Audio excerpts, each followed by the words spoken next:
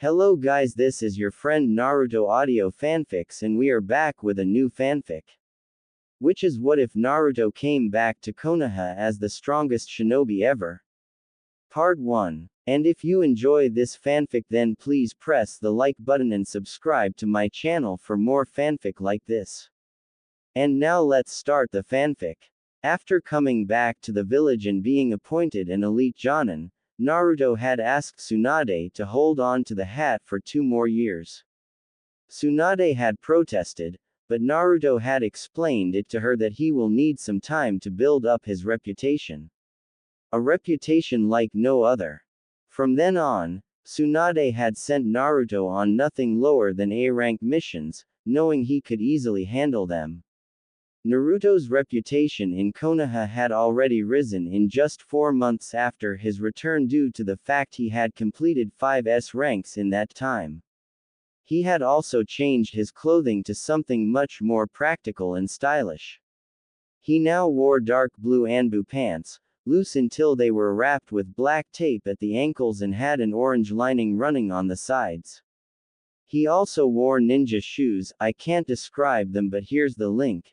2017 Autumn Y3 Black Warrior Ninja Shoes Leather Y3 High Help Men's Shoes with thick bottom casual shoes tied, instead of the standard ninja sandals. He also wore a semi-armored full sleeves dark blue that also had an orange lining running on the sides with a collar covering half of his neck. It hugs his arms and upper body to show the ripped muscles on his upper body and arms. The new Jonin jacket was worn by him, Jonin jacket in Boruto, along with fingerless gloves with plating on the back of his hand and on the knuckles. The gloves wrap comfortably up to his wrist. He also wears a dark blue coat like his father but has white flames licking at the bottom. A dragon was drawn on the upper back, signifying his status as the Dragon Sage. When Tsunade had first seen his new appearance, she had fainted. Naruto looked like his father's twin. Well, he did before as well, but with the similar clothing, it was hard to not deny that Minato had come back from the dead. In a year, he had earned himself the nickname of Chime Tekina Senko, literally meaning the lethal flash. He was so fast in dealing with his enemies that they could not even catch a blur. He also never played with his enemies, dealing with them with a ruthlessly lethal efficiency. If you are his enemy and see a flash, you are dead. He had even set a new record, of doing the highest number of S ranks in 1 year. 25 S ranks was nothing to scoff at, beating his old man's record by 3 missions. Naruto was at his residence, relaxing with some meditation when he sensed an Anbu arriving at his door.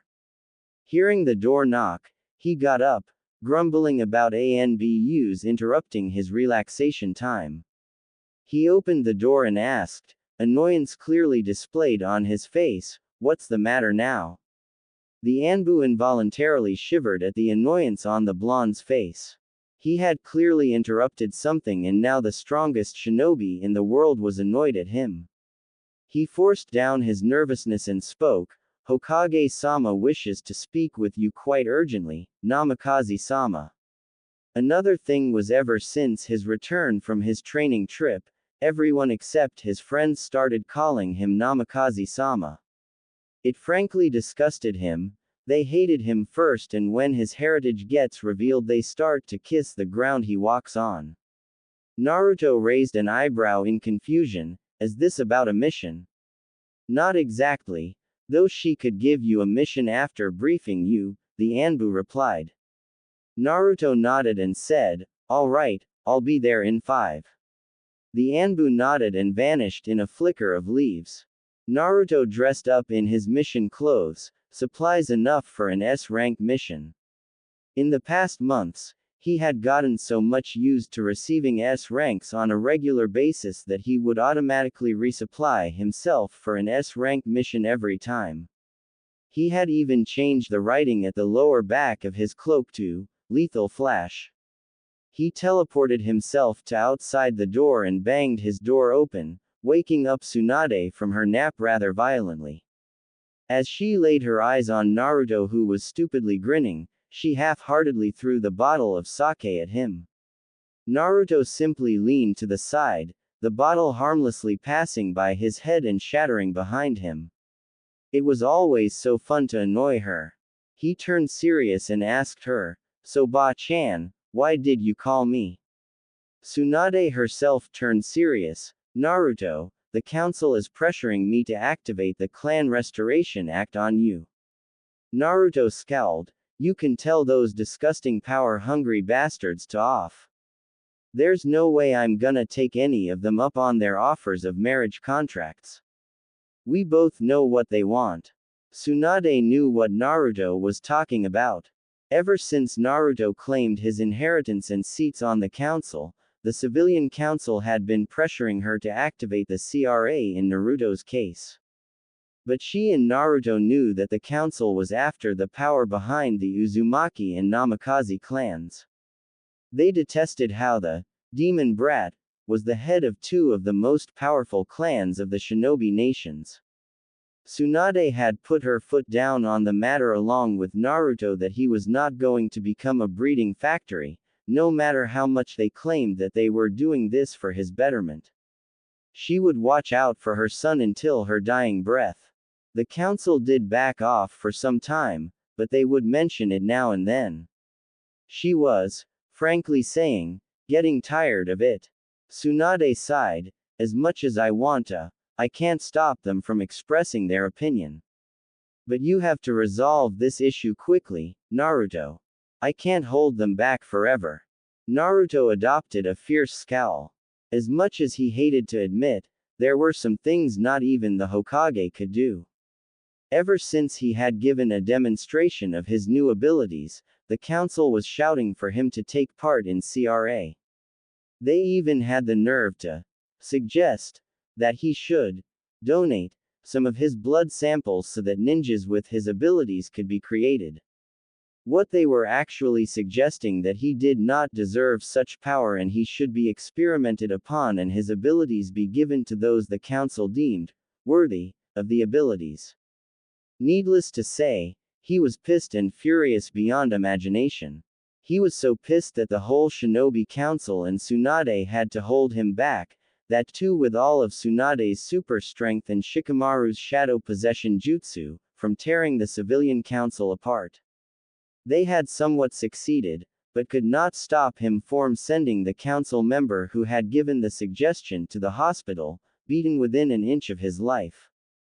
The civilians then tried to call for his arrest on account of attacking a council member, but the Shinobi Council and Hokage had viciously reminded them, in no sugar-coated terms, of what they had actually suggested and they were the ones who had provoked him.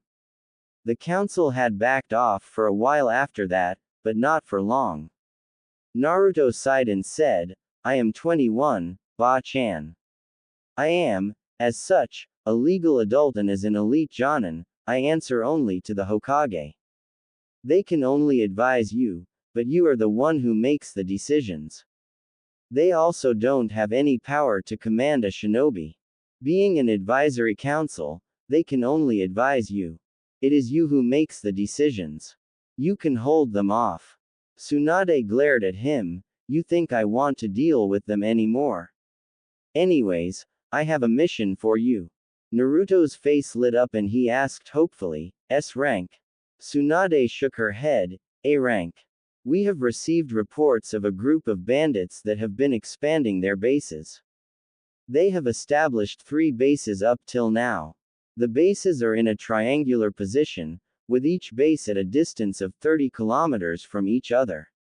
You have to destroy all the bases and ensure nothing remains, which includes all the bandits." Naruto processed this and asked, "In what area are these bases located?" Tsunade gave him a map and said, "This map has all the information you need. You can go now." Naruto nodded and just as he was about to leave, Tsunade said, "Remember Naruto, I am only giving you this mission because all the other capable people are busy with their own missions. After this mission you are on an official leave and no buts, this is final," she said as she saw he was about to protest. Naruto sulked and went out of the window, leaving Tsunade to grumble about disrespectful brats. He decided that after a meal at Ichiraku's, he would leave for his mission. He went inside and sat down on a stool. Pops. 2 large miso pork ramen. Ayame turned and smiled at seeing Naruto. Naruto-kun. How are you? Naruto grinned and replied, I'm great. Just here for a last meal before departing for an A- rank. Ayame nodded and started to prepare his order. She initiated a conversation with him while doing so.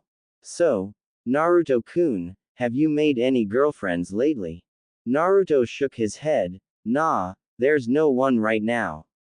Ayame looked scandalized. Naruto-kun, you must make a girlfriend soon or you will be left all alone. Naruto sighed. I will, Ayame-ne-chan, but only when I find the right girl. Those damn council members want me to marry in their families so they could get a taste of my fortunes.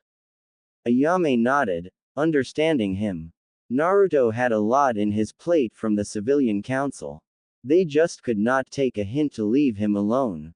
As Naruto ate his food, he thought of someone he had not seen for a long time, Yukio Uchiha, his best friend.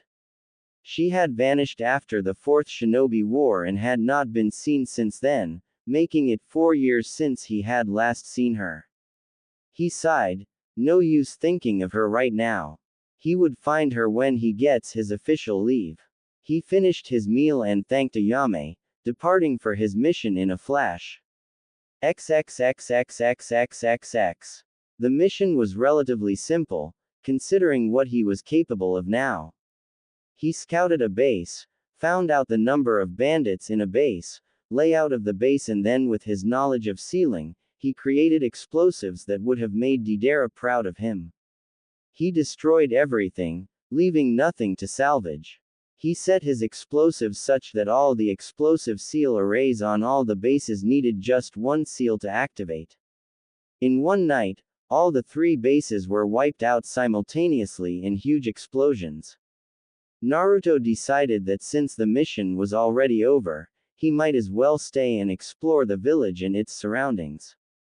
An A-rank mission can last almost a month, but it took him only 3 days to complete this one.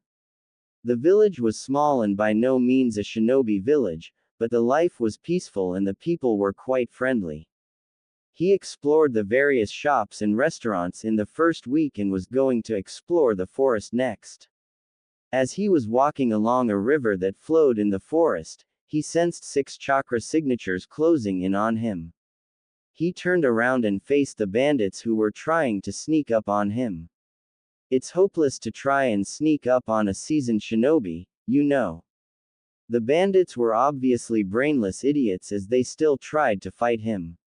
They readied their weapons and charged. Naruto sighed. He could not catch a break no matter what. Just as he was about to use his speed to kill them, a single kunai came from his right, whizzing through the air. It cut through the throats of all the bandits in a single motion. He instantly looked in the direction from which the kunai came and saw a hooded figure about 100 meters from his position. But that was not the only thing that caught his. He also caught an orb of red and a purple one. There's only one person in the whole world who has those eyes. He thought as he gave chase. The figure tried to evade him, but due to his speed and sensing abilities, it was futile. I'm not letting you push me away again. He thought with a growl as in an instant he covered the distance between them and grabbed her out of air. They both fell to the ground but Naruto shielded her with his back. He barely felt anything when he skidded on the ground. He immediately pinned the person under him, her arms above her head. Yukio, he whispered, so many emotions in his voice. XXXXXXXX. Yukio Uchiha had been minding her own business when she came across the bandits' area. After the Shinobi War, she had known that she would likely be executed or worse, imprisoned, and they would use her as a breeding factory. So she fled, constantly moving from one place to another to avoid getting captured. So when she happened to come across a blonde cornered by bandits, she decided to rescue him as her good deed of the day. She had no idea it would be her old teammate. He had given chase as expected, and was surprised when he tackled her with a burst of speed she had not known him to possess. He had pinned her under him, with her arms above her head. "Yukio," he whispered, and her heart ached when she heard his voice after so many years, with so many emotions behind it. The truth was that she had known that her feelings towards Naruto extended beyond the boundaries of friendship. But she had been afraid and had always pushed him away, her heart aching a little more each time she did it. She suddenly realized their position and an intense blush spread across her face. Naruto had realized the same thing and had quickly got up, pulling her up as well, and got a good look at her. She had not changed her choice of clothing except for a hooded cloak to hide her face. She still wore the same clothes Orochimaru had given her, though now she looked different. She had filled out in all the right places, the hips and chest. She still had her slender body, her stomach was flat and her legs seemed to go on forever. Her hair reached to her shoulder and her face was leaner as well. All in all, she looked beautiful. Yukio smiled at Naruto and said in a soft voice, "It's been a long time, Naruto." Naruto just stared at her, and just when she was getting worried, he wrapped her in a tight hug. She was shocked, and was further shocked when she felt Naruto shaking. He was sobbing while holding her like she was a lifeline. She wrapped her arms around him as well, enjoying the feeling, and it was then she realized that Naruto was now a good deal taller than her, at least by 8 inches. She stroked his back and whispered in his ear, "Shish, it's okay. You finally found me, Naruto." Naruto pulled back and hastily wiped his tears. I wasn't crying. Just got something in my eye." Yukio laughed, and God, it was the most melodious sound he had heard in almost 5 years. "Sure you weren't?" She slyly smirked. She asked him, "What are you doing here?" Naruto brightened up considerably. "Oh, it's nothing, just here for an A- rank mission is all." "What about you?" Yukio shrugged, seeing no harm in telling him, "I'm currently living here." Naruto did not miss when she said, "Currently, you are constantly moving so as to avoid capture, aren't you?" She nodded, "And you have grown smarter, Naruto." She then had an idea, "Where are you staying?" Naruto shrugged, "Nowhere at the moment. I just improvise." Yukio smiled, "Would you like to stay with me until your mission is completed?" Naruto was shocked and also a little touched that she would make such an offer to him. A moment later he smiled and said, "Lead the way." Naruto walked behind Yukio, glancing around the forest scenery. He had been surprised when she told him that she lived in a clearing near the river. He turned his head back to the front and quickly glanced back away. Yukio knew exactly what was happening behind her. She smirked, proud and honestly quite flattered that he would stare at her. She deliberately added a little more sway to her hips, hoping he would notice. Naruto did not disappoint. Naruto glanced back at Yukio, but this time he was unable to look away. Those perfectly shaped and sized hips were swaying so enticingly, he couldn't stop a little amount of blood from coming out of his nose. "I never thought I would say this, but this Uchiha is the perfect mate for you, Naruto," Kurama said in his mind. He was quite amused that so many women threw themselves at Naruto and he didn't bat an eye, but a little sway of hips from Yukio Uchiha had his nose bleeding. What was even more funny that Naruto had chased her across all the 5 nations and still called her his friend. Dense, as always. Naruto was so surprised by Kurama's statement that he stumbled a little, causing Yukio to look back. "You all right back there?" Naruto quickly lied, "Yeah, just thought I saw something." Yukio smirked. No matter how intelligent Naruto had gotten over the years, he could not lie to save his life. She shrugged, turning back forward. Naruto released a breath, thinking she believed him. Sometimes you have the worst timing, Kurama, you know that, he thought back. Kurama just snorted, already going back to slumber. Naruto grumbled in his mind about lazy foxes. Soon they reached a small cottage by the river, fairly deep inside the forest. Yukio led him inside, where he found it was quite cozy. You must have been staying here for quite a while for this place to be this cozy, he stated. Yukio nodded. I have been here for almost 1.5 months. This place is not frequented by ninjas of any country, so I am pretty safe here. Naruto decided to ask her to come back with him but hesitated. They had met after almost 5 years. He couldn't expect her to simply listen to him. He decided he would ask her before he left for home. He was going to take her back with him this time, no matter what. So what have you up to in the past 5 years? Yukio's voice snapped him back to reality. He gave her a smirk that caused a funny feeling in her stomach, only if you tell me the same. She shrugged, seeing no harm in telling him. She was about to say something when she saw it was dark outside. Why don't we talk over dinner? She asked him. Though Naruto observed she was uncharacteristically hesitant while asking. Yukio knew why she stuttered like a certain Hyuga. She had basically asked him out on a dinner date. Just the two of them, no disturbance, eating by a river. She shook her head. She honestly did not mind having a dinner date with Naruto. Little did she know that Naruto was having the same thoughts. Naruto had a smile on his face as he gazed at Yukio for a long moment, which caused her to start blushing. That smile on his face made him look very handsome. No wonder he is so handsome. I have seen the Yondaime and he was quite handsome as well, she thought. Naruto replied, why not? I am looking forward to spending some time with you after all these years. The two of them ate salmon which Yukio had caught from the river. They talked about their travels, or missions in Naruto's case. He wasn't sure if he should tell her about his training with Vanir Lord just yet. After dinner, they just sat outside the cottage, enjoying the scenery and the silence.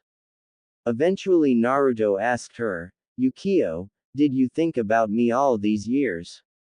I had thoughts about you every day. Yukio had a small smile on her face as she thought about the answer. The two of them were sitting side by side, leaning their backs against the cottage. Yukio's head was on his shoulder while Naruto had an arm wrapped around her. There wasn't a day that I didn't think of you, Naruto. Every day there was a moment that would make me think about how you were doing, she answered with a genuine smile. Naruto thought that she looked absolutely angelic, with the moonlight on her face, highlighting her features in the most beautiful way.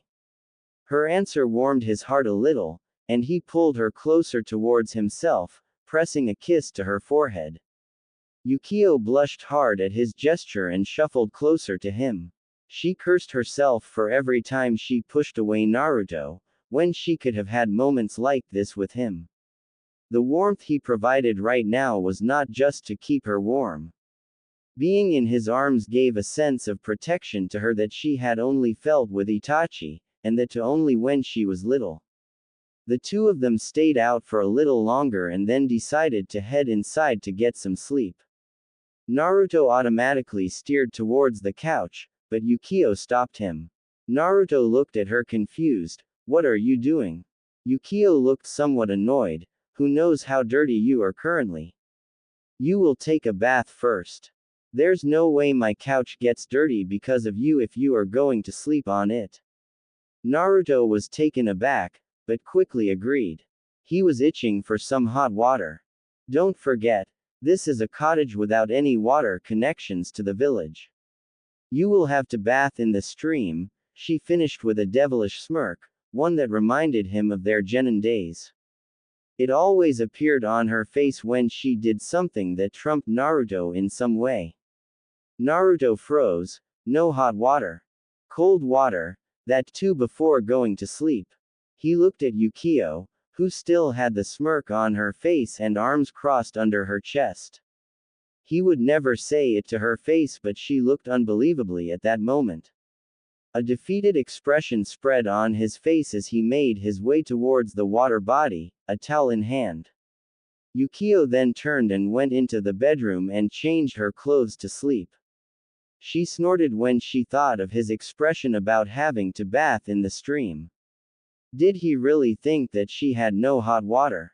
She was no seal master but knew enough to convert the cold water in her shower to hot water. Yes, she has a proper bathroom, thank you very much. Naruto grumbled as he walked back with the washed clothes in his hand. Yukio could be very evil when she wanted to be. He entered the cottage, with only a towel wrapped around his waist, only to come face to face with Yukio, who was frozen looking at him. He blushed when he saw her nightwear, which left little to imagination. She was wearing a loose tank top with tight shorts which highlighted her lower curves quite obviously. The shorts themselves stopped before her mid-thigh, displaying her long legs. Yukio herself wasn't doing any better than him. She had no words to describe him other than, absolutely hot. His body's pectoral muscles, along with a perfect set of an 8-pack that looked to be cut out of stone, made her want to jump him right there and then. Not to mention those gorgeous arms, and had such defined cuts she did not think were possible to achieve. His wild blonde hair, now styled like his father's, only added to his appeal. All in all, he looked like a god. A god wearing only a towel to cover his privates. They stared at each other for a long moment, before Yukio broke the ice. Cough, we'll talk about where you sleep after you are dressed. She then went into the bedroom but surprisingly, left the door open. Naruto took one of his scrolls and unsealed a loose shirt and black boxers. He then walked into her room, to see her on the bed in a waiting position. He sat down on the bed. So, where will I sleep? He asked awkwardly. Yukio mumbled something with red cheeks. Naruto raised an eyebrow at her. What was that? You can sleep on my bed, she mumbled a bit louder. Naruto looked shocked and began to protest, but she held up a hand. I don't have any extra blanket and I'm not about to let you sleep without one. It's only logical. That's what she told herself anyway. Naruto looked conflicted but agreed anyways. He prayed to God he did not accidentally grab any of her assets. He lied down on one end and pulled the large blanket over himself. Good night, Yukio, he whispered. He did not expect a reply but smiled nonetheless when she whispered back, good night, Naruto. He fell asleep after a few minutes. Naruto knew he had nightmares.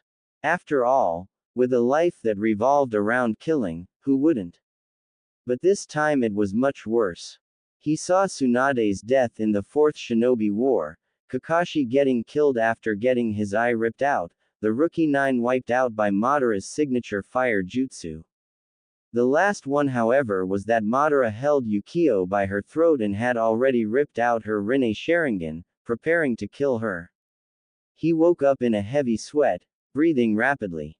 His shirt was sticking to his body and felt very uncomfortable.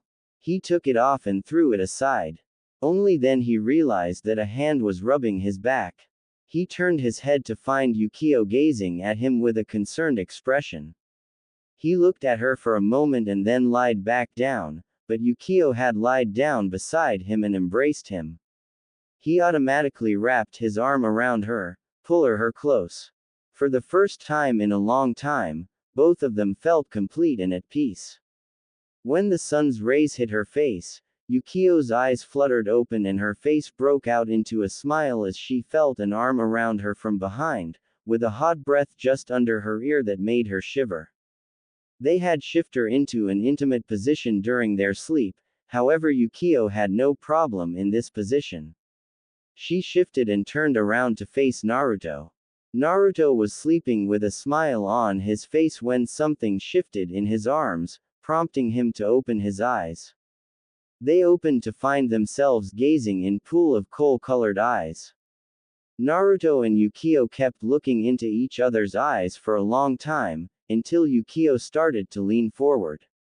Naruto leaned forward as well, feeling something deep from within pushing him to do this. Their worlds exploded as soon as their lips met. A warm feeling spread through their entire being as the intensity of the kiss grew. Naruto was feeling quite bold kissing Yukio, so he bit her lower lip slightly so as to tease her. He definitely did not expect her to push her tongue into his mouth, exploring hungrily. But he wasn't complaining at all. Instead, he pushed his own tongue against hers, unwilling to submit to her. Yukio felt as if she was on cloud 9 when Naruto kissed her back. She had experienced this pleasure for the first time, and it only increased when tongues came into play. But she found their current position a bit uncomfortable. She shifted on top of him so she was straddling him, never breaking their lip contact. Her hands were to the sides of his head, while his hands were exploring her lower back, drifting towards her butt. He gently squeezed one of her cheeks and was rewarded with a loud moan of pleasure. Naruto would have continued to kiss her and vice versa, had the need for oxygen not surfaced. They reluctantly separated, a line of drool still connecting their lips. He quickly wiped that with a chaste kiss and gazed at her with deep affection and warmth. Yukio had the same look in her eyes. Neither said anything for a few moments, until Naruto smiled. That was so much better than our previous kisses, huh, Yukio? He asked her. Yukio smiled as well and buried her head in his neck, smiling all the while. He began stroking her back lovingly. Yukio asked with hope and a hint of self-doubt in her voice, "You want to be together with me?" Naruto heard the self-doubt in her voice and frowned. He carefully sat up so their position wasn't disturbed and tenderly hugged her, softly saying, "Yukio, you are the only one in the world who I'd rather be with." Yukio pulled back, a shocked look on her beautiful face. "Why? Why do you want to be with me, after all I've done to you? Every time you came to me I've only pushed you away. Why would you still want to be with me?" By now, tears were gathering in her eyes. Naruto held her face in his hands, gently wiping the tears away with his thumbs, "Because every time we met, your eyes have always betrayed you, Yukio. You have never intended to harm me in any of our fights save a few. Besides, did you really think I would get angry with you? Also, don't tell me you believed that I chased your cute all over the nations just because I was your friend." He finished with a slightly longer chaste kiss than before. Kurama's comment had knocked some sense into him. Yukio blushed at how he described her. She shook her head. "No, I'm not as naive as you." She flicked his forehead like Itachi used to do to her. "I always felt that something always existed between us that made us more than friends." Naruto then asked with a hint of hope, "Does that mean you would say yes if I asked you to be my girlfriend?" Yukio hugged him tightly, her voice filled with joy. "Yes, I will be your girlfriend." She gave him a chaste kiss and got up. "Better get out of the bed. I'm getting hungry." As if on cue, Naruto's stomach grumbled quite loudly as well. He blushed while rubbing the back of his head. She chuckled. "Come on, freshen up. We'll have breakfast in the village." She walked out after that.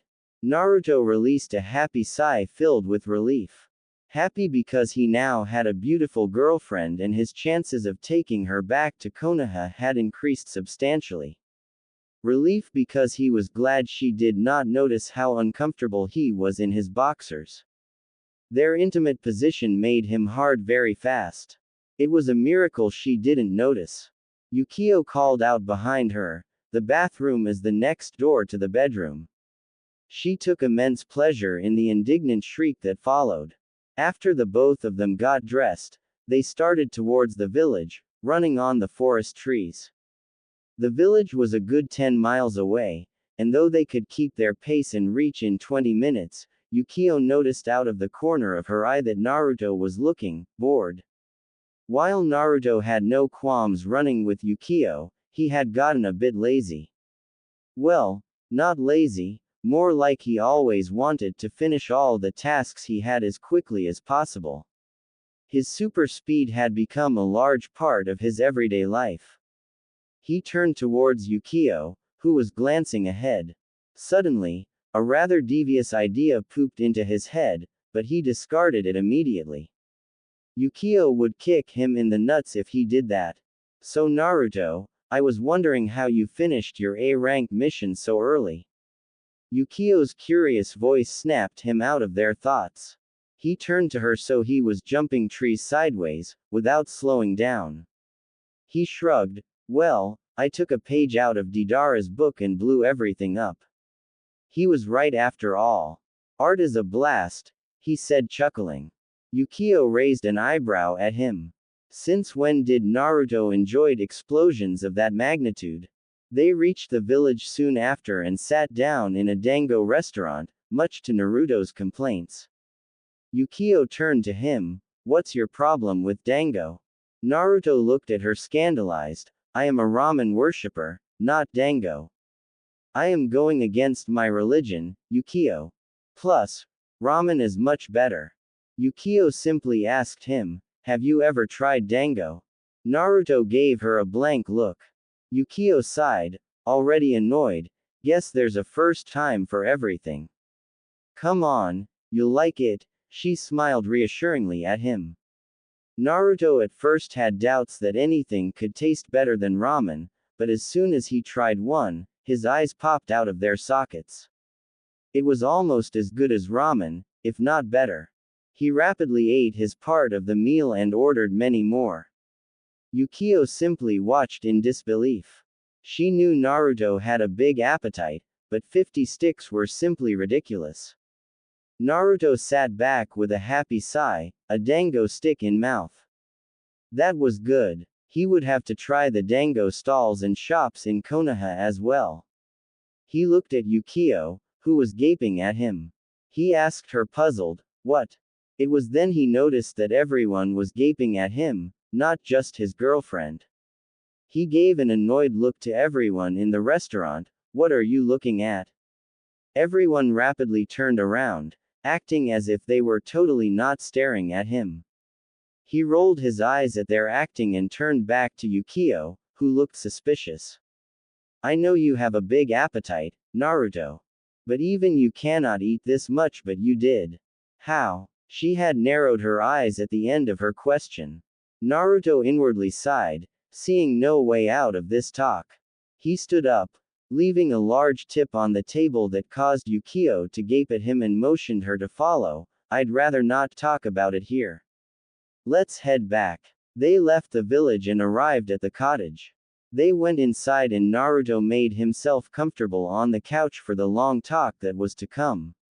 To his pleasant surprise, Yukio sat down in his lap, straddling him.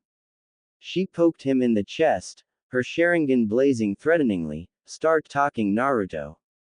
Sighing, he told her of his training trip, of his meeting with Vandhir Lord. He described his training in great detail. Yukio gasped with worry as he described the more violent parts and almost fainted when he described the ritual of summoning the lone warrior. Inwardly laughing, he thought, if she is this close to fainting now, I don't know what would happen when I tell her of the adoption ritual. Naruto then described his Kenjutsu training, following it with the adoption ritual and the following training to achieve his full potential. He then told her how he defeated Vandhir, signed the dragon contract and became the second dragon sage after his master. After he finished his explanation, he noticed Yukio's head was down, her bangs covering her eyes. Concerned, he lifted her head up by her chin. Is something wrong, Yukio? He could have stopped the fist to his head easily, but decided not to. Hey, what was that for? He grabbed her wrists so as to prevent her form hitting him, but not too tightly. He was baffled though, when he saw tears in her eyes. You You idiot. You moron. What is wrong with you? She had freed her hands and was shaking him by his collar. You just had to bump into the man. Who could have killed you with a tap of his finger. How you are still alive after his training is beyond me. Then you had the gall to accept his offer of a blood adoption. Do you know how dangerous that is? On top of that, you signed a dragon contract and had a stare-off with the boss of dragons. She finished her rant and panted heavily. She just hugged him tightly after that. I could have lost you so many times, you idiot, she mumbled into his chest, still crying. Naruto sighed, lifting her head up. He gently washed away her tears and touched his forehead to hers. Yukio, I went through all of that with the resolve that I would become strong enough to protect my loved ones. There was no way I wasn't going to die before bringing you back to Konoha. I can protect you better now, he whispered softly, kissing her softly at the end. Yukio just looked at the blonde idiot in front of her. The lengths he goes to, just to protect those who he loved. Naruto was surprised when she grabbed his collar, pulling him into a hot kiss. He instantly kissed her back, his hands going to her waist and pull her flush against him. They made out heavily for the next 10 minutes, with the occasional grind and groan from Yukio and Naruto respectively. Yukio finally broke off the makeout session, panting heavily, "Don't you ever do something like that again. I don't think I can handle losing you once more," she whispered. Naruto was panting from the makeout session as well. Not from the lack of air, but because of the intensity. The two of them sat in silence for a while, which was broken by Yukio. "So, now that I am your girlfriend, I will have to come back with you to Konoha, right?" she asked. Naruto said to her, "I hear some fear in your voice, Yukio, what's wrong?" he asked, concerned. Yukio got up from his lap, shaking her head. "It's nothing," she tried to convince him, but knew he would bug her until she told him. She walked out to the stream and stood in the shallow water. She began speaking softly. "Naruto, I'm currently labeled AS class missing nin. As soon as you take me back, the council is going to demand for me to be thrown into prison or executed," she explained, trying to keep her emotions in check. She knew Naruto was standing right behind her, listening patiently. A worse fate than those two would be that they would force the Clan Restoration Act on me, making me a breeding factory, just so they could get their filthy hands on my clan's Sharingan and fortune, she finished with her voice shaking with anger and desperately trying to hold back tears. The thought of forcing her to marry someone and simply pop out children that would be used as weapons for the village disgusted her to no end. Naruto was shaking with rage as he heard Yukio's explanation. He knew that everything she had said was correct. He himself was on the receiving end of the same situation by the council. Tsunade was the only thing holding them back from doing the same thing to him. He walked up behind her and snaked his arms around her, pulling her into an embrace. Yukio leant back into him, relaxing slightly. He softly said, "Yukio, you don't have to worry about that. As long as you are with me, I wouldn't let those bastards do anything of that sort to you," he comforted her. Yukio heard the conviction in his voice to protect her and was able to relax completely. If someone was close to Naruto, the lengths he would go to protect them were nothing short of amazing. Suddenly, she had an idea. She broke from their embrace and turned to him with a smirk on her face, something that always spelt trouble for Naruto. "Since you are here for another 2 weeks, how about we train? You can teach me some of your tricks and I can teach you some of mine," she suggested. Naruto thought about it. By mission standards, an A-rank mission could easily last 1 month or even more. He had already spent 2 weeks here and there was no harm in spending another 2. An added benefit was that he could learn some tricks from Yukio. While his tricks she may not be able to learn, he could help her in kenjutsu and learning in how to sense chakra signatures. He nodded. Sure, why not? We could learn from each other, and besides, I'm itching for a good spar, he finished with a smirk that matched Yukio's. 10 minutes later, both of them stood in front of each other in their training clothes, a simple shirt and a lower. Naruto smirked and said, Shinobi Battle Arts, Part 1.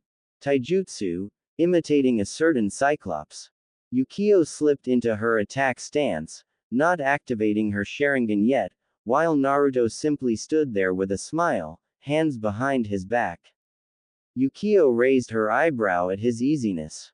Naruto put one hand in front of him, in a universal motion of, come and get me. She scowled at his arrogance and attacked him, her punches and kicks coming at mid-jonin speeds. However, not only he managed to evade her attacks, he did so with his hands still at the back and eyes closed. What was worse, that he was making it look like a child's play. She upped her speed, easily going above high jonin and low cage. He had yet to open his eyes and move his hands. He was openly mocking her. She activated her Sharingan. Naruto smiled, feeling the small burst of chakra from Yukio, knowing she had activated her Sharingan. Her movements became even more faster, reaching mid-cage level. However, he was used to fighting at much higher speeds. His Vanheer's speed was easily at massively hypersonic. Look at versus battles, Vanheer Lord as a reminder. She was coming at him at a snail's speed to him. Yukio was getting frustrated. Even after activating her Sharingan, he was evading her attacks like they were nothing. At last he opened his eyes, making her smirk. She thought she had finally become too fast for him to open his eyes. However, what he did next made her completely stop in utter surprise. Naruto thought that it was finally time to show her that how far he had left her behind. Her punch was aimed straight for his face. He stopped it with just his index finger. He kept smirking at her, knowingly adding fuel to her frustration. Each one of her attacks was stopped by just one finger, to her increasing frustration. He finally decided to end this part of spar, and in a show of speed that even the Sharingan couldn't catch, grabbed both of her hands in his large left hand and punched to the side of her head. Yukio literally felt the breeze passing the side of her head. She slowly turned around and found that a tree 50 meters behind her had been uprooted by the sheer force of the punch. She slowly faced him, pulling back to find him smirking. Just how strong have you become? She whispered, looking at him with the smallest tinge of fear. His face became solemn, strong enough that I can protect everyone close to me. He then smiled challengingly, Shinobi Battle Arts, Part 2, Ninjutsu. Yukio immediately snapped into attention and wasted no time in firing her fire jutsus at him. However, he stopped with just one hand and even dissipated them expertly. Such skill was simply unheard of. Some time later, he decided to show her his way of ninjutsu. He molded lightning using raw chakra. Just for fun, he decided to announce the name, Raiden Chidori Senbon. Yukio almost fell over from shock when she watched Naruto use lightning chakra without hand seals. Lightning wasn't even his affinity, for Kami's sake. She saw with her Sharingan that he had molded raw chakra into lightning. However, when he announced the jutsu's name, she simply couldn't take it lightly. She was rooted on spot due to extreme shock. Naruto watched as the lightning Senbon soared towards Yukio, but she made no attempt to dodge them. His eyes widened as he saw that she was paralyzed in shock. He used his speed to get her out of the way of the attacks. Yukio looked confused as to how she was standing against Naruto for a moment and then in his arms the next. She looked up to see Naruto looking at her with a smirk. A sudden realization came to her that she hadn't even seen him move after performing that jutsu. She looked at him with narrowed eyes while he only smiled at her. Would you please put me down? She asked, squirming in his arms, feeling extremely humiliated and embarrassed. Humiliation because no one had ever defeated her by such a large margin, embarrassed because Naruto had still not set her down.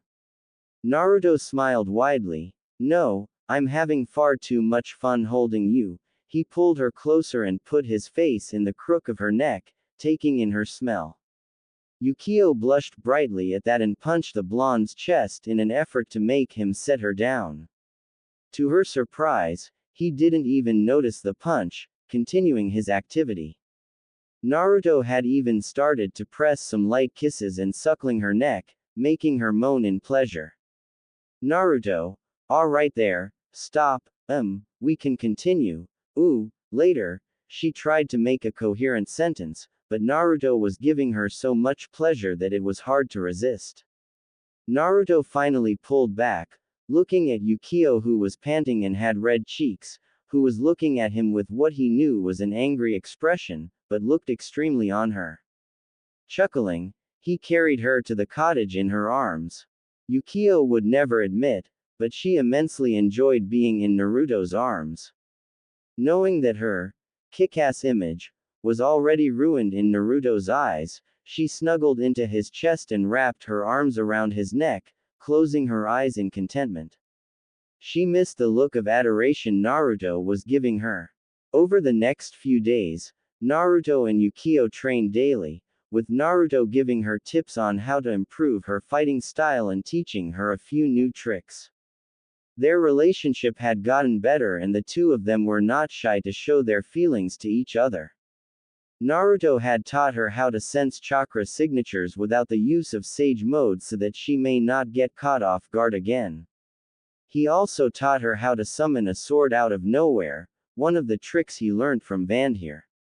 He could not teach her how to do it exactly like him though, and therefore drew a seal on her palm that could be activated and deactivated with a simple flex of chakra to the palm. The reason that he could not teach her how to do it exactly like him was that Vandhir seemed to have a special connection with the arts and intricacies of space-time jutsu and it was a part of his blood only. Naturally, only Naruto could use those abilities to the extent of which Vandhir was capable of. Aside from their training, the two also went on quite a few dates. Some dates involved Naruto making Yukio feel special and some involved the opposite. They had gotten closer on an emotional level and both were immensely glad. 3 days before they were to depart for Konoha, Naruto brought up an issue that had been troubling him. He had decided that he had enough of being looking like his father and wanted a sort of look that was unique only to himself. Seriously though, every time I meet a shinobi, they are always comparing how much I look like my father, he complained while laying on the couch with his head on Yukio's lap. They were simply relaxing after their training, resting so they could go out for dinner. Yukio softly chuckled, continuing to run her hands in his hair. Well, you do look like your father's twin with those bangs framing your face, she stated. Naruto frowned. Now that I think about it, my whisker marks are almost totally gone and with my face becoming more sharper, I have become his twin. Yukio suggested, well, I could give you a haircut. With the length that your hair has, I could perfectly arrange it into a style that would no doubt look great on you. Naruto seemed to consider this. Are you sure you are capable of cutting hair without drawing blood? As if a switch was flipped, Yukio immediately narrowed her eyes and asked in a whisper, are you doubting my abilities, Naruto? Normally Naruto would have cowered under her gaze, but having received it for years, he simply stared back and said, this is my hair we're talking about. Also, you've never struck me as the type who has skill in giving a haircut. Yukio's gaze softened and she sighed, leaning down to give him a soft kiss. That does not mean I don't know how to take care of my hair. I cut it myself so that it does whip around while a fight is going on. Naruto sat up and turned around. Okay, do what you think is best for me. Yukio raised an eyebrow at the sudden decision he reached and elaborated, I know that you will not make me bald or worse, cut it in irregular places, he said with a sheepish smile, rubbing the back of his head. Yukio nodded to herself, satisfied with his answer. Good, take off your shirt and sit down on the chair, she ordered. Naruto shrugged and took off his shirt, exposing his well-built physique to Yukio, whose cheeks had turned red. No matter how many times she saw his body, she always blushed. She put a towel around him and for the next 20 minutes all Naruto felt was his hair falling down on the floor and the sound of scissors. He could see the look of concentration on her beautiful face in the mirror in front of him. It made her look all the more cuter. He decided to take a power nap until she was finished. Yukio triumphantly put her hands on her hips as she finished styling his hair, but frowned at the lack of emotions from the blonde in front of her. She shook her head in fondness as she saw that he had nodded off. She wrapped her hands around his neck and kissed his cheek, softly saying in his ear, "Wake up, Naruto."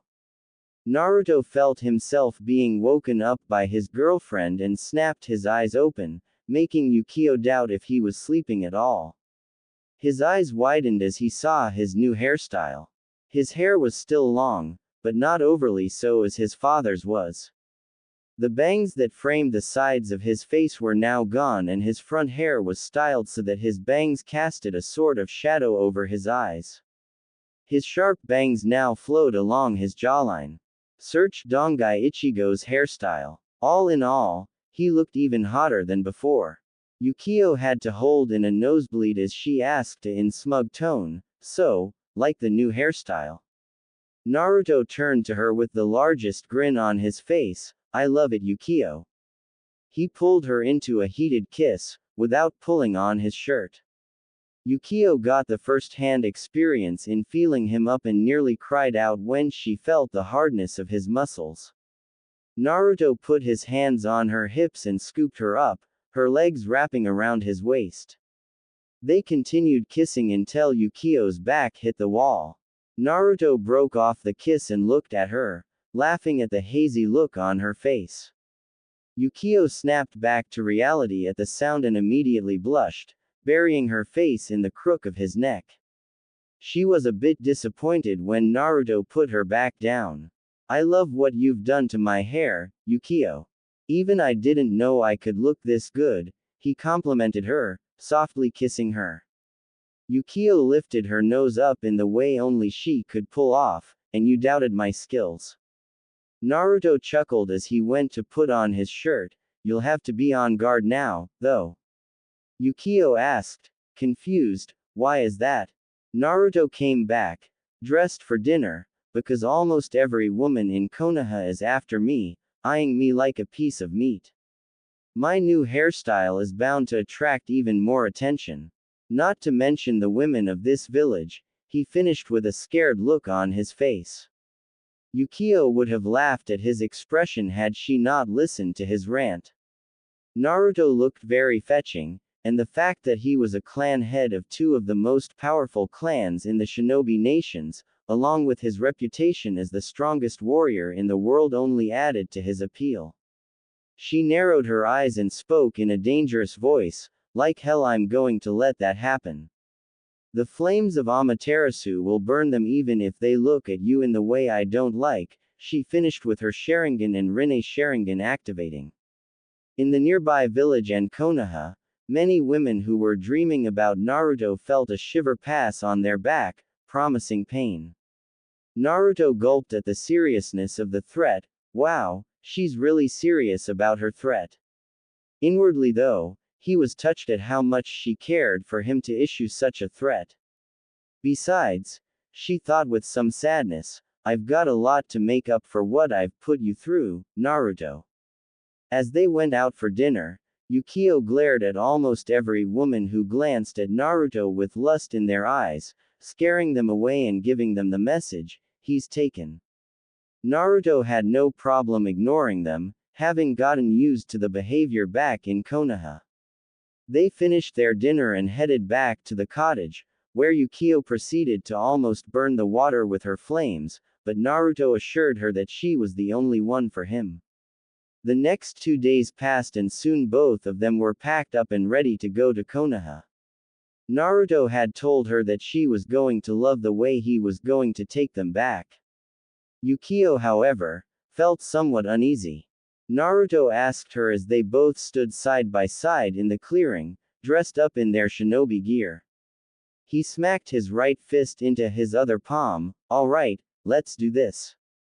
He cut his thumb and swiped it against his forearm, where the blood seemed to seep through. He went through the hand seals, Kuchio's no jutsu. A large amount of smoke appeared with a deafening pop as a dragon over 50 feet taller than them stood before them. It was gray, and judging from its build, it was clear that this dragon was suited for purposes not related to battles. Naruto grinned. "Hey Hermes. How's it going?" The now revealed Hermes looked down and grinned a very toothy smile. "Naruto.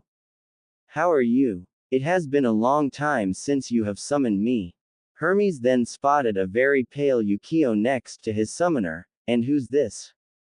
Yukio had been frozen by the sheer size of the summon. She never knew that a dragon contact existed, and even if it did, Naruto had signed it. He was already a toad summoner, so why would he sign another contract? The dragon easily stood at around 120 feet tall, towering over them like they were ants. She snapped out of her daze when Hermes inquired about her. "Yukio Uchiha, current missing nin of Konohagakure no Sato." The dragon nodded as if he understood. "So you are in need of a transport, Naruto?" Naruto nodded. "I would use teleportation, but I had to introduce her to my newest summons some time." He then turned to his girlfriend. "You ready to fly, Yukio?" Yukio simply nodded and hopped on to the back of Hermes, followed by Naruto. Quote, "All right Hermes, to Konoha, top speed. XXXXXXXX." The civilian council was meeting at a high-class restaurant, discussing the resident Jinchuriki of Konoha and his bachelor status. A shrewd-looking man named Rukin spoke up. "We have to do something about Uzumaki's status. He is refusing to take any marriage contracts. We cannot afford to have such power in that." His face twisted into disgust as he spoke. "Demon's hands. It's too risky." He was a man who was not very rich, not held any sort of political influence. That was the reason why he wanted his daughters to marry Uzumaki. He could get his hands vast fortunes and political powers of two powerful clans. Not to mention the bloodline limits Uzumaki possessed. He just had to have that power. Kaharu spoke up. "While it is true that he should just be killed for the better of this village, his blood cannot be afforded to go wasted. Having 6 bloodline limits is no joke. We must force him to marry so his children could be trained to become weapons for the village."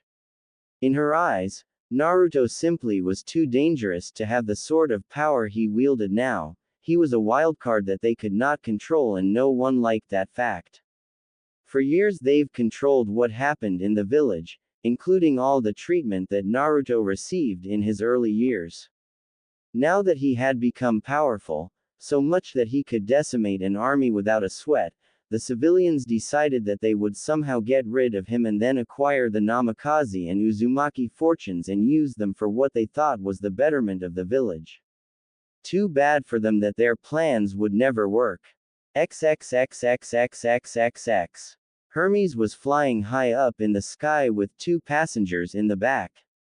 Naruto and Yukio were enjoying the sights from so high up. Yukio still couldn't believe that Naruto was the summoner of the strongest summoning clan. She looked over to him.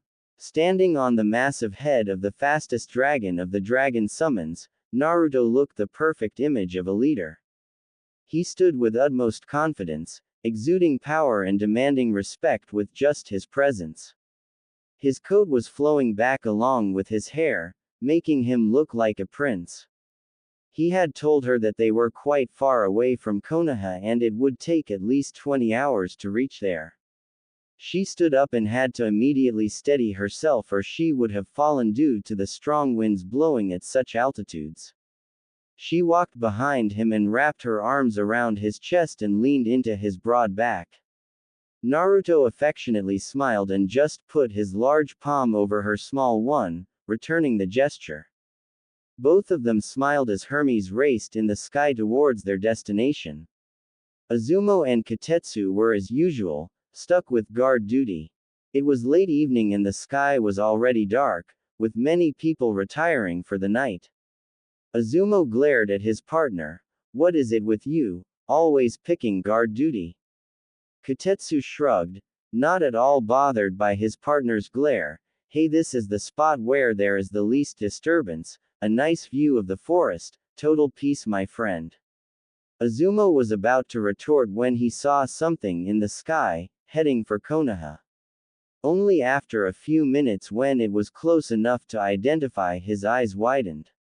It was a huge dragon, heading straight towards them. Nobody knew that dragons even existed.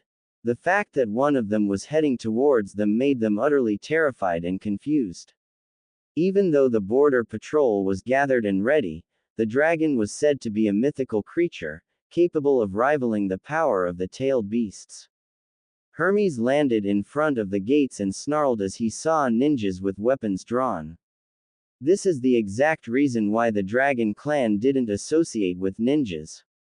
Humans were so narrow-minded that they sought to control what they couldn't understand. He hadn't even provoked them and they were getting ready to fight him. Elder Council members Koharu and Homura also stood among the border patrol. They were retiring for the night when they saw a beast heading towards them. So they sought to see for themselves. Naruto and Yukio were sort of hidden behind the head of Hermes. You ready for this, Yukio? Naruto asked her with a grin. Yukio smiled at him. I'm with you, Naruto. Saying so, she grabbed his collar and brought his head down for a hot kiss. It was supposed to be a simple one, but Naruto wrapped his arms around her waist, bringing them closer. He put his tongue in her mouth, beginning an intense makeout session. Her hands found themselves in his hair, making them even more unsettled.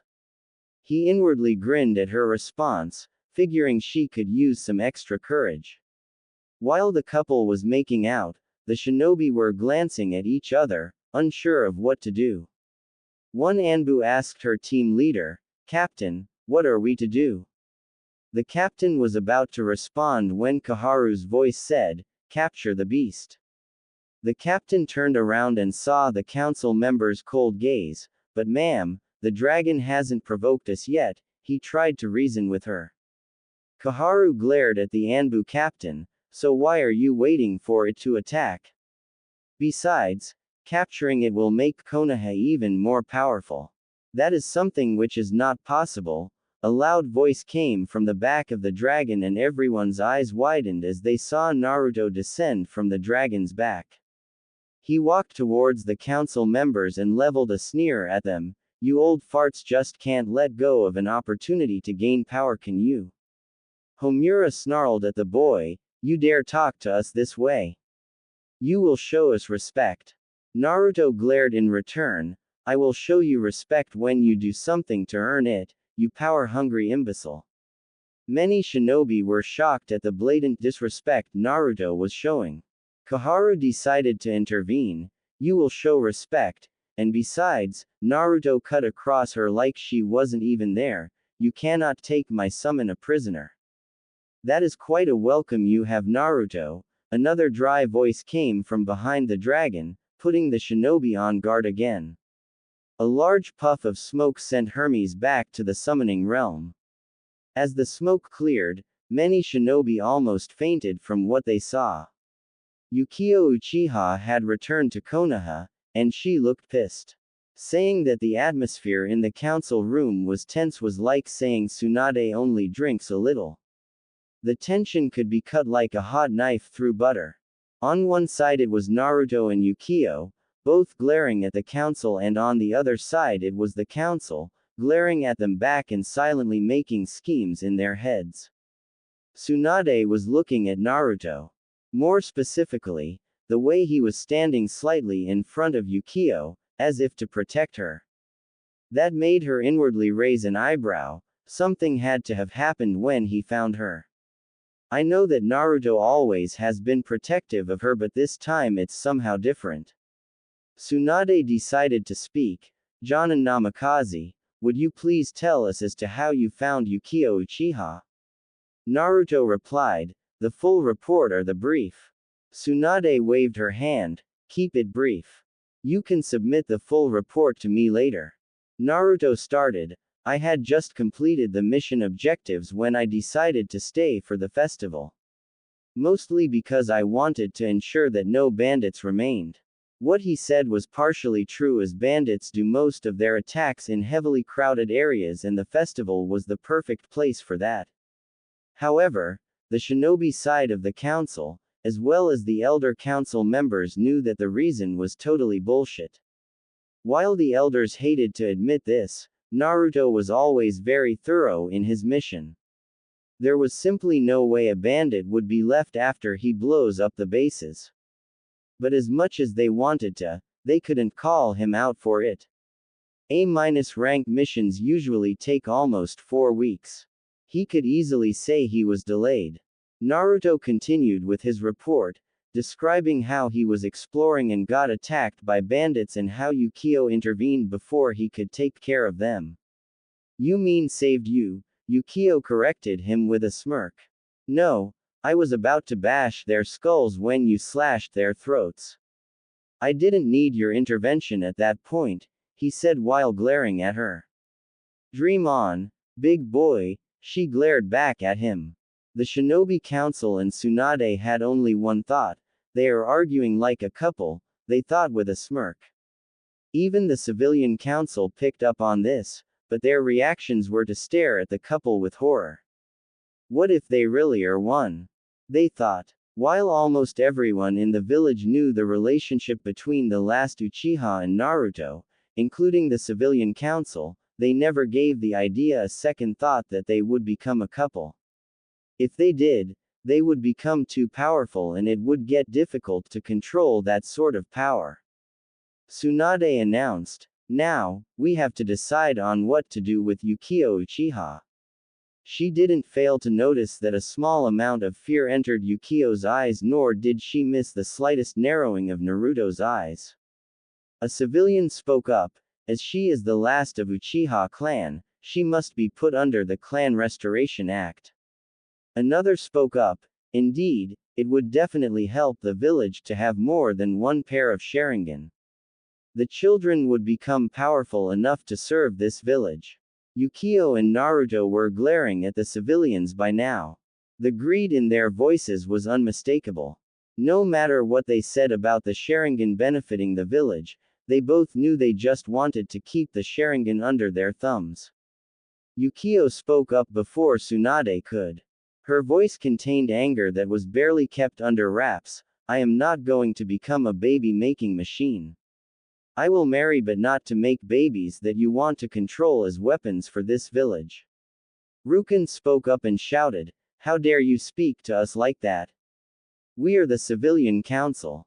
Naruto quickly took his chance to butt into the conversation, exactly my point. Since this is a shinobi matter, Hokage-sama, why is the civilian council present for this meeting? A random civilian stood up in outrage, we are part of the council that advises the Hokage. Naruto held up a hand, his usual foxy grin on his face, let me stop you right, council member. As you said and what I have been trying to tell you in all our past meetings, you are only an advisory council and as such you can only advise the Hokage, not order her around. Kaharu went to open her mouth to interrupt him before he made things too bad for the civilians, but Naruto didn't let her utter a word. Also, ever since you lot started bugging me about clan restoration, I looked up the rules and regulations and guess what? You can't order any shinobi around and the Hokage clearly falls into that category. He then turned to Tsunade, whose eyes were twinkling with mirth. Hokage-sama, since we are to decide the fate of a shinobi, I believe that the civilian council should leave as this clearly is a shinobi matter. Naruto's smug face even had Yukio laughing on the inside. She may not have despised the civilian council when she was small and they kissed the ground she walked on, but as she grew up she realized that they just wanted to appease her so she could breed children with Sharingan. Naruto had to hold his laughter at the faces that the council was making. In fact, the whole shinobi side of the council had blank faces, but if carefully observed you would see their lips twitching ever so slightly. Homura spoke up, glaring at Naruto like he wanted to kill him. You would do well to remain quiet, Uzumaki, he gritted out, and in his anger, he forgot that Naruto was a clan head now. Naruto rose an eyebrow and replied with a hint of steel in his voice, and you would do well to remember to address a clan head with respect, Homura-san. Yukio's eyes widened very slightly as she sought his eyes with a questioning look. He shook his head, his eyes conveying the message. Later, Yukio nodded, her eyes back on front as she thought about this new piece of information.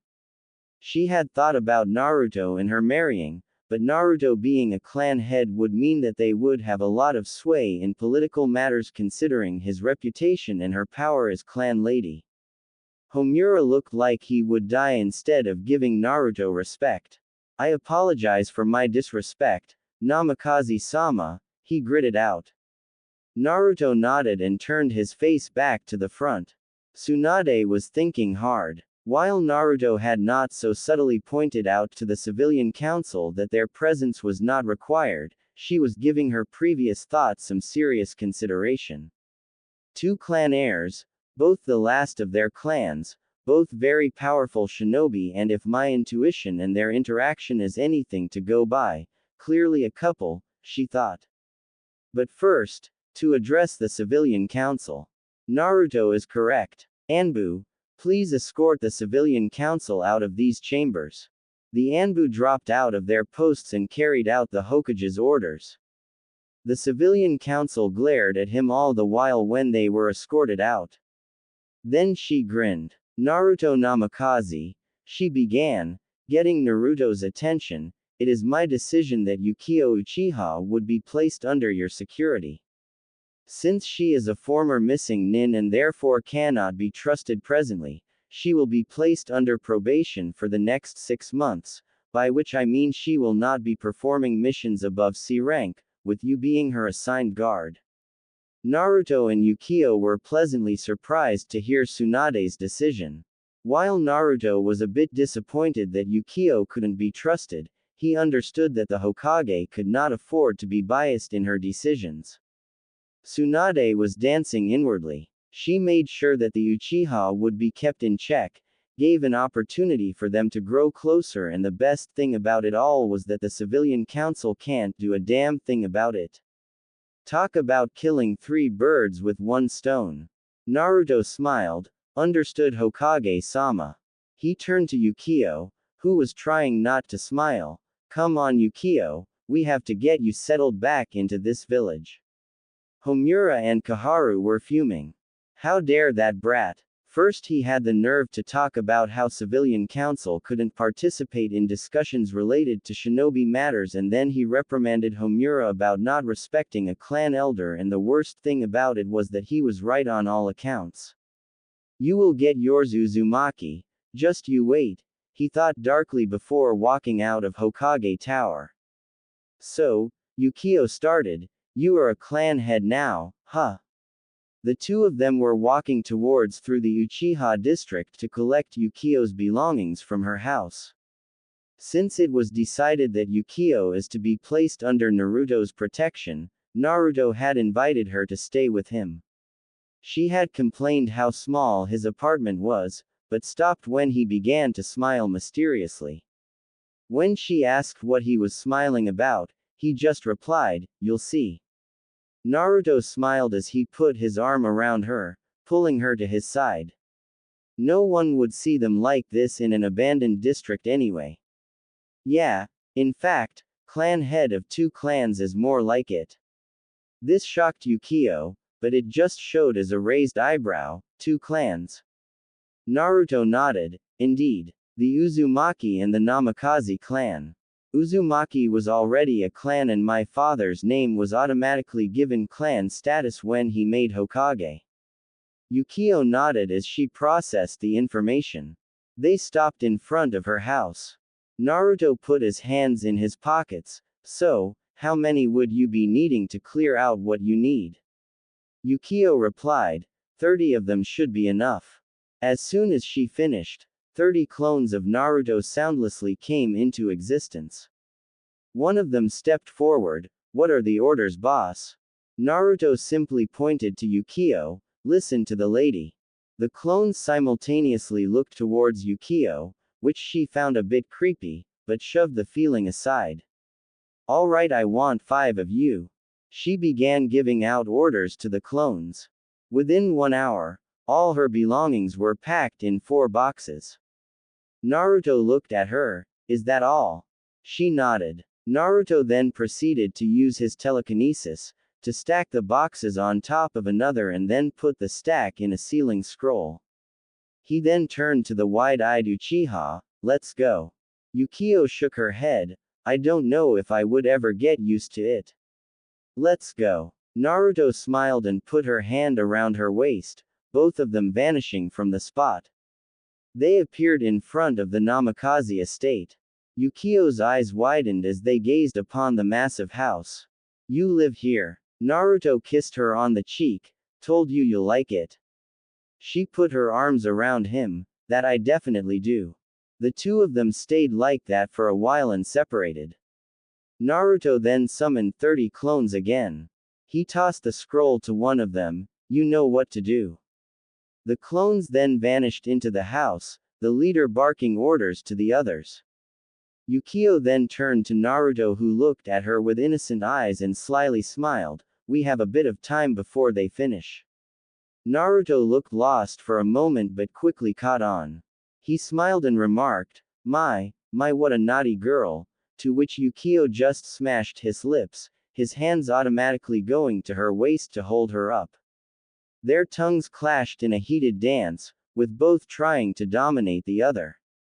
But Naruto decided a little cheating was in order. His hands slowly went down Yukio's back and grabbed her none too gently. Yukio had clearly been surprised with his roughness, and gasped a little, allowing him to finally slip his tongue inside her mouth, exploring eagerly. He lifted her by her legs automatically going around his waist, his groin now flush against hers. He walked until Yukio's back was against a wall. She decided to take charge over here. She slowly grinded against Naruto's groin with hers, moaning as she felt how hard he was. The kissing became even more passionate if possible as Naruto used the position of his hands to his advantage. He ground against her faster, breaking his lip lock with her to plant kisses on her neck. Yukio whimpered at first when Naruto broke the kiss, but moaned even louder when his grinding became faster and he began to kiss her neck. She was getting closer to her release as her breathing became heavier. With a shout of, Naruto! As her orgasm hit her like a Rasengan, fast and hard. Yukio panted as she tried to recover from the incredible orgasm Naruto gave her. She gave a contented sigh as she tilted her neck, allowing Naruto to keep planting kisses. Kami, you're beautiful, he whispered against her ear as he pulled tighter against him, one hand on her waist and one still on her, exploring and squeezing softly and randomly. Yukio didn't know whether to feel contented as Naruto continued his ministrations on her or annoyed as she got her release before him. Then she got an idea.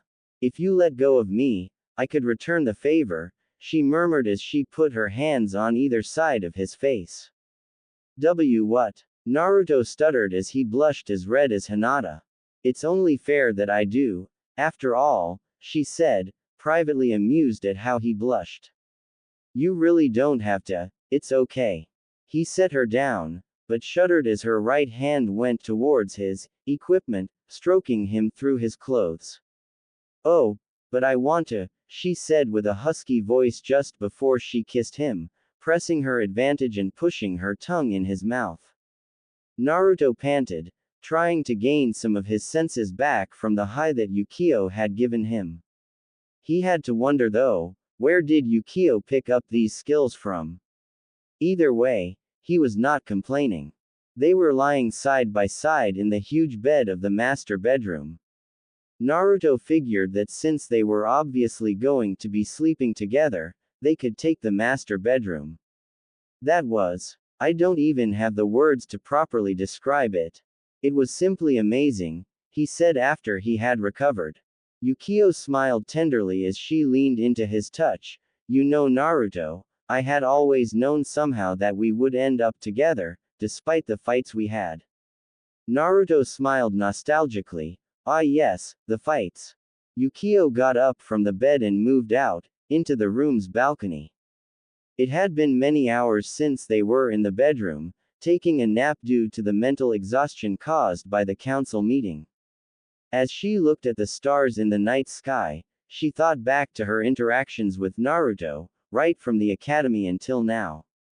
She remembered her first kiss, even the surprised joy that followed it. Then came the Bell test, their first C rank, Chunin exams, desertion of the village. That one was particularly hard for both of them, more for Naruto than for Yukio. She remembered the betrayal in his eyes when she left him at the Valley of the End with a hole in his chest. She couldn't face those eyes, which is why she had left him without a word of goodbye. Tears formed in her eyes as she thought back to when she had met him after 3 years, how his face was filled with joy when he saw her, only to change into an expression of utmost hurt when she acted hostile. She had shed her tears later when she was alone, not wanting anyone to see her crying.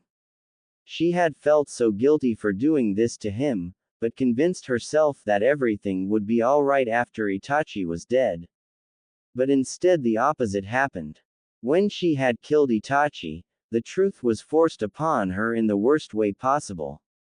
Finding out that your brother, the most infamous and dangerous missing nin in Konoha's history, was possibly the most loyal shinobi to ever serve it, even going so far as to slaughter his own clan for the village, was a blow that severely crippled her. She still remembered those moments with disturbing clarity. Flashback. She stared at Itachi's lifeless eyes, unable to comprehend anything. The truth of Itachi's actions all those years ago, a truth of such magnitude, was something she was not expecting.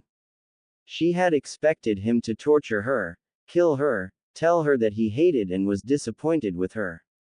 But she never expected him to say that he loved her. She had never cried so hard before in her life, not even when Itachi subjected her to Tsukuyomi and mentally scarred her. Why? Why did this have to happen? She screamed until her throat ached. She couldn't even begin to think, or rather she was afraid to think, that how Itachi must have felt all the while. To be hated by the person you loved the most and unable to speak the truth. She realized, with an aching heart, that this was all her doing. She had hated Itachi so much to the point of deserting her village, the village Itachi sacrificed so much for, to see the truth. It left her disgusted how she spat on Itachi's sacrifices. With a chaotic mind trying to sort out everything that Itachi told her, she realized another thing. Itachi had done so much to protect her from Orochimaru, only for her to go to him. That thought connected to another thought, and with growing horror, she remembered Naruto's words from when she had fought him and left him hurting. Mini flashback. Have you truly made your decision, Yukio? Naruto asked from where he was lying on the ground, too injured to get up. He had a clear chance of getting her with his Rasengan, but missed on purpose because he loved her too much. Too bad for him that she missed his feelings. Don't think for even a moment that you understand me, Naruto, Yukio coldly replied, already walking away. Naruto flinched, her words cutting deep. Ask yourself one thing, Yukio. What will you do when you have completed your quest for revenge? Will you be satisfied and happy? Revenge has only led to emptiness, Yukio. You won't know what to do. You will be without purpose. Yukio had stopped to listen to him, but hadn't turned around. Itachi will pay for what he did, Naruto, and you can't stop me. Naruto had desperately tried one last time. What about your precious people back in the village? What about Kakashi-sensei? Would you not stay for their sake, if not for mine? Yukio had turned by now, watching him with a straight face. For a second Naruto had thought she would stay, but his expression turned to hurt and despair when she said, "Goodbye, Naruto." She had quickly walked away then, not wanting to see the hurt on Naruto's face. Not wanting him to see how hurt she was for doing this to him. Heart-wrenching cries of, "Yukio!" sounded behind, filled with so much hurt that tears finally fell from her eyes as she hurried away. Mini flashback end. Naruto's words had never rang so true until now. She felt empty, not knowing what to do now. She finally realized that all her efforts to grow stronger, just to kill Itachi, were for nothing. Oh Naruto, she cried as another dam broke. She had hurt him so much. She was so deeply focused on her revenge that she had hurt the only person she had loved besides Itachi. It destroyed her from inside. She didn't deserve her brother, who had loved her till the end. She didn't deserve Naruto, the one person who gave her a sense of warmth and comfort. She had hurt him too much. Too much for him to ever love her back if she returned to him.